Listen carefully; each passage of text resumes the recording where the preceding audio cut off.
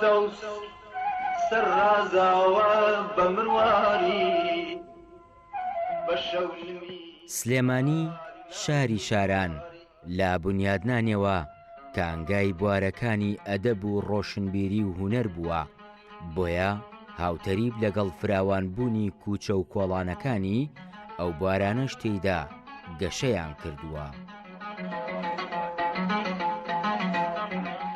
هەر لەگەڵ دامەزراندنی ئەم شارەدا چەندین گروپی ئەدەبی و ڕۆشنبیری و هونەری تێیدا سەریان هەڵداوە کە سلێمانی کردووە بە پێشەنگی شارەکانی تر لەو بوارانەدا، بۆیە پەرلەمانی کوردستان وەک پایتەختی ڕۆشنبیری دەستنیشانی کردووە.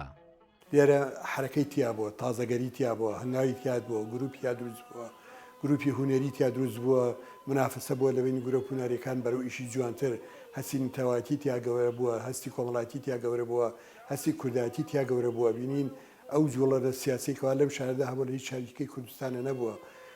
لەبەر ئەوە سلێمانی جێگەی ئەوەی کەەوە ئاماژەی بۆ بکرێتەوە شارێکی زیندووە لە هەموو ڕۆکانەوە بە تایبەتی لە ڕووی هونەری ئەدەبیات و هونەری مۆسیقە و بوارە ڕۆشنبیریەکان.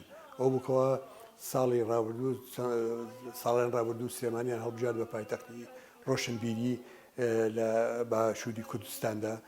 ئەمە هۆکارێکە لەو هۆکارانی کەوا ئێمە بێ هەست بە بەرپرسیاری بکەین کە ڕۆژ بە ڕۆژ ئەو هونەرەمان ئەو کارە جوانانی کەوا هەیە لەم شارەدا گەشەی پێ بدەین و بەرەو پێشەوەی بەرین.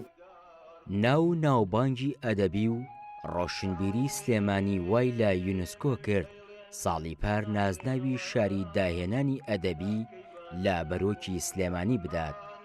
نەقیبی سەندیکای هونەرمەندانی کوردستانیش باس لەوە دەکات پێویستە ئەم نازناوە ببێ بە دەرفەتێ بۆ زیاتر برەودان بە بوارەکانی ئەدەبی و ڕۆشنبیری لە شارە حەیاتەکە.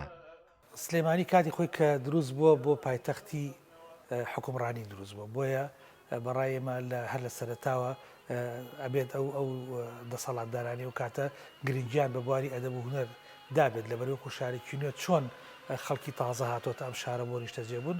من دڵنیام زۆر لە هونەرمەندان لەو کاتە ڕویان کردوێتە سلێمانی، بەڵام زیاتر مێژووی 100 ساڵی پێشووی سلێمانی لە بواری هونەری هونەردا دیارە، یعنی مێژووی شانۆ گەڕێتەوە بۆ ساڵی 1926 لە سلەیمانی. مێژووی مۆسیقا کۆنترە، گۆرانی مۆسیقا کۆنترە، یعنی لە مێژووی ئەم 100 ساڵی هونەردا دەبینین کە هەڵبەز و دابەزێک کراوە و کێروی کارە هونەریەکان بەرەو پێش چووە و ڕەوتی کارە هونەریەکان پەرەی سندووە و لە بواری زانستی هونەردا زۆر کاری جدی کراوە. دامەزانی پەیمانگای هونەرە جوانەکان لە شاری سلێمانی لە ساڵی 1970 لە سەرەتا هەشتاکانە ڕۆڵێکی گرنگی بینی و پاشان زاکۆی سلێمانی دامەزانی ڕۆڵێکی زۆر گرنگی بینیوە لە بەرەو پێشوونی هونەر و کای هونەر لە شاری سلێمانیدا. یاسای بە نرخ و گرانی ئەم خەڵکە ئەو نازناوانەی بە باڵای سلێمانیدا بڕاون زۆرن، لەوانە شارە حەیاتەکە و هەڵمەت و قوربانی و شاری شاران و پایتەختی ڕۆشنبیری و دوجاریش شاری داهێنانی ئەدەبی. ئەمانەش هیچی لە خۆڕانین، بەڵکو سلێمانیە وای کردووە ئەم نازناوانە بە باڵایدا ببڕێن. دەریا کامەران، گەلی کوردستان، سلێمانی.